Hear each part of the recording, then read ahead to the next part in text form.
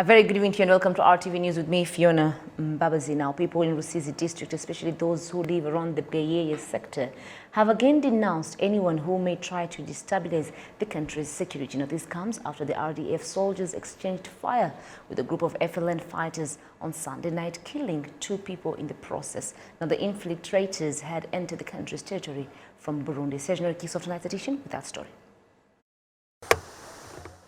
The exchange took place just 100 meters from the Rwanda-Burundi border, and the infiltrators left behind some of their equipment and the bodies of 2 of their comrades. Last evening, between 2100 hours and 21:30 in the night, approximately one section, which is about 10 to 15 soldiers of FLN, crossed the border from Burundi, from Chibira forest in Burundi into Rwanda in an area called Bweyeye sector where we are now, and fell in an ambush, an RDF ambush, which was along that borderline, around 200 meters. And in the ensuing battle, 2 FLN soldiers were killed. We captured an SMG, a submachine gun, 1 antenna of a walkie-talkie, a tortoise grenade, and uniform. The uniform that they were putting on was for the Burundi army, clearly showing that they are coming from across the border in Burundi, in an area where they have military bases called Chibira. So it is clear that the enemy has been using that axis, FLN, and I think from the past you have, I think, heard of several incidences in which the enemy has crossed using the same axis. So yeah, so this is evidence of that lane, that axis that they are using. But our forces were able to effectively deal with the situation. Yeah, thank you. How did you come to know that they are rebels from FLN? It is very clear from what we found them.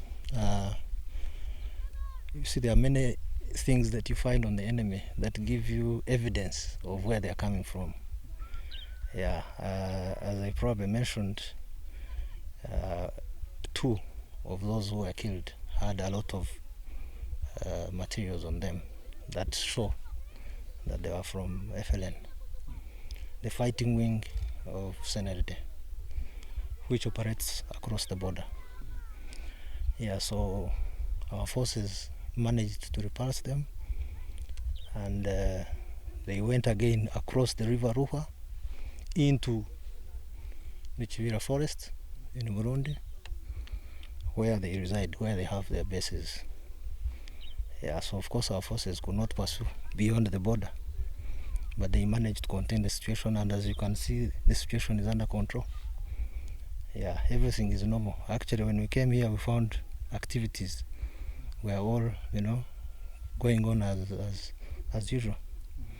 So I just want to let you know that the situation is under control. No RDF soldier was injured or killed during the clash with a group of more than 10 insurgents, and local residents say they are confident about their security. At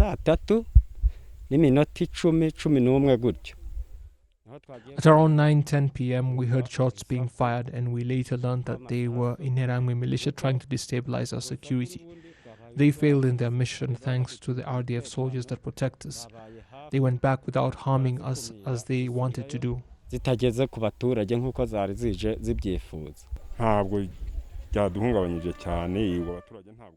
We were not frightened too much. There was some alarm, but with the soldiers here, we are not afraid. Local leaders have urged people to go about their usual business because everything is fine. Those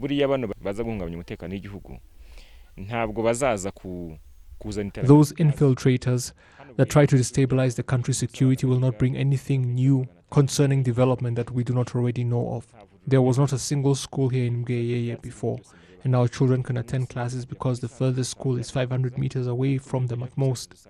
We had no health centers, and now we have numerous health posts and centers. We also have good roads. I therefore believe no local resident should think that those people are trying to bring what we do not already have. They are basically fighting for nothing because we have what they should be striving to attain. This is what the soldiers of the former RPA struggled for, and we have attained a significant portion of what they fought for. Certainly much more needs to be achieved, but the basics are there.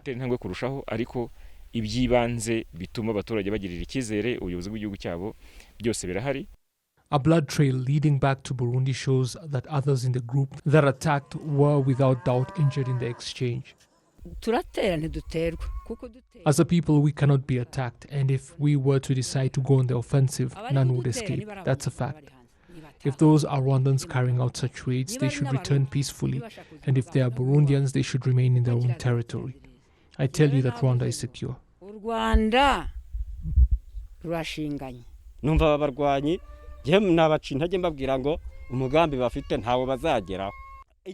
I must discourage those fighters and tell them that they will never achieve their objectives. They should just return peacefully. Our leaders want all Rwandans to return, and they should do so that we may live in peace with the soldiers protecting us all.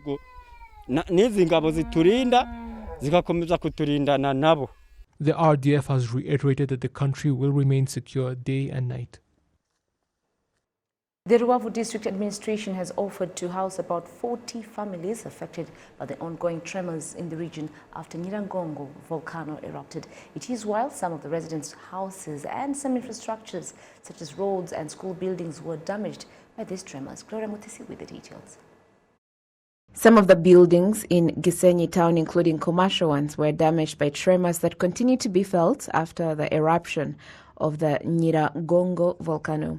Buildings and other infrastructure like roads have been significantly affected by the tremors. The other help we seek is to look for researchers and experts to come and tell us exactly what's happening.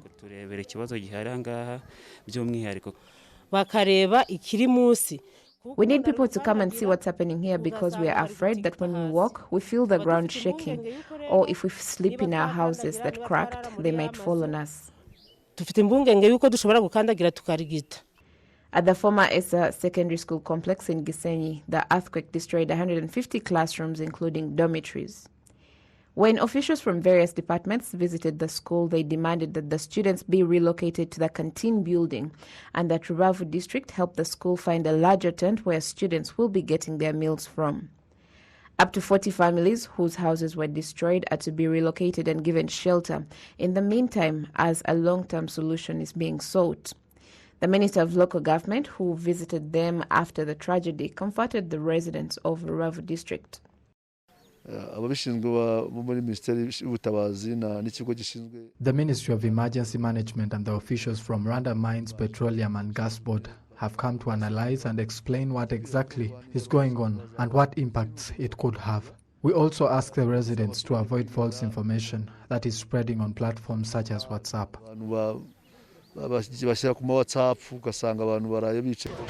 Various officials, including those from the local government and security officials, visited where the lava stopped spewing in Rwanda in the Chanzwale sector, Busigarisel, about 200 meters from the border. It appears that smoke is emitting from the lava that spewed over, and there's still fire burning beneath it. The lava destroyed people's fields as wide as 3 hectares where beans, Irish and sweet potatoes were being cultivated. We had beans we were growing and we were going to harvest over there in those fields, including some avocado as well. Close to 1 hectare was destroyed. Now it's just a small part left. The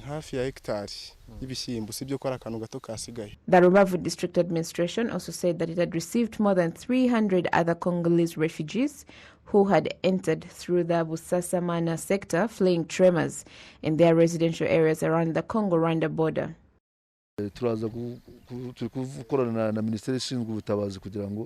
We are working with Minema to extend aid to them, such as food, beddings, and other things to sustain them.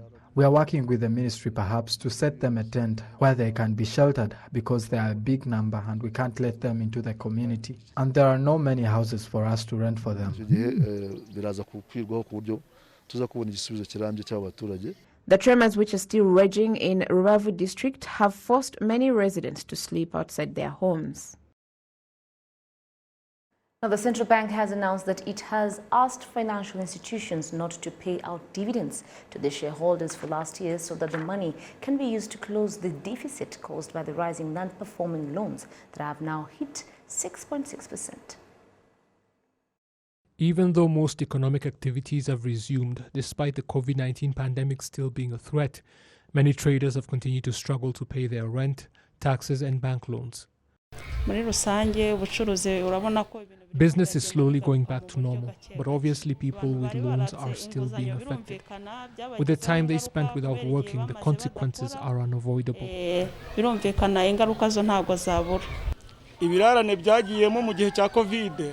Loan arrears accumulated during the lockdown and the bank did not offer to extend the payback period.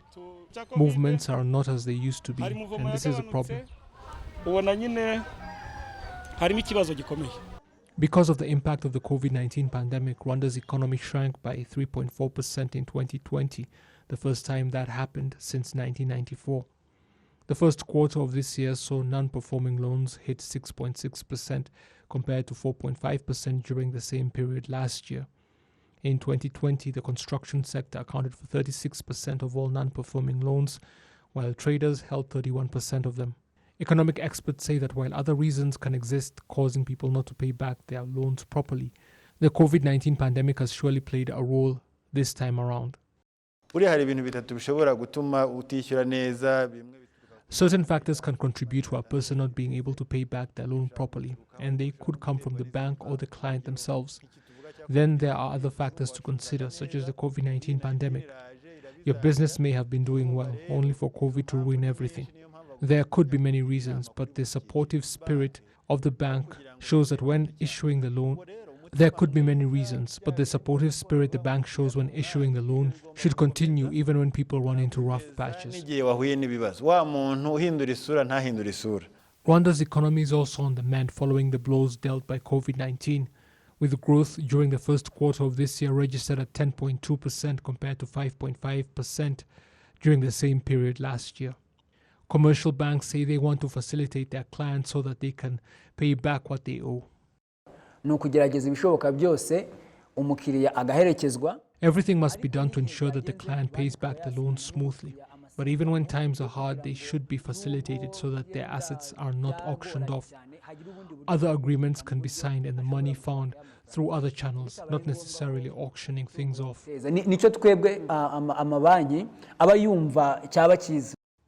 People say, however, that it is rare that banks actually make the effort to follow up on their borrowers, not until it is too late. Sometimes they can ask you to extend the time you are required to pay back, but it rarely happens. Officials in the country's central bank have taken steps to try and address the deficit that is being caused by non-performing loans.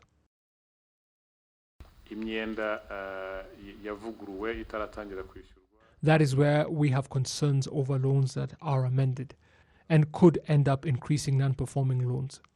The good news, however, is that the bank's capital is in good standing, and as we prepare to deal with this problem, we have asked that commercial banks hold back their dividends and not contribute them among shareholders to retain profits made last year so that the money can help them to deal with problems that could arise because of non-performing loans.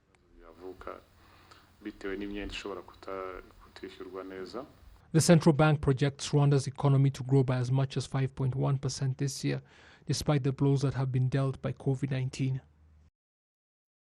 Now, Rwanda will join the rest of the continent on Tuesday to celebrate Africa Liberation Day and the International Day for Monuments and Sites. In a press conference with journalists, the Rwanda Cultural Heritage Academy, in collaboration with the Pan-African Movement Rwandan chapter, announced the plans are underway to celebrate Africa Liberation Day under the theme Arts, Culture and Heritage, leveraging for building the Africa we want. It is expected that there will be the official launch of the art exhibition in all categories. The director of the Rwanda Cultural Heritage Academy, Ambassador Robert Masozera, says that the role of the art and culture will be discussed and called upon the artists to embrace the Rwandan culture.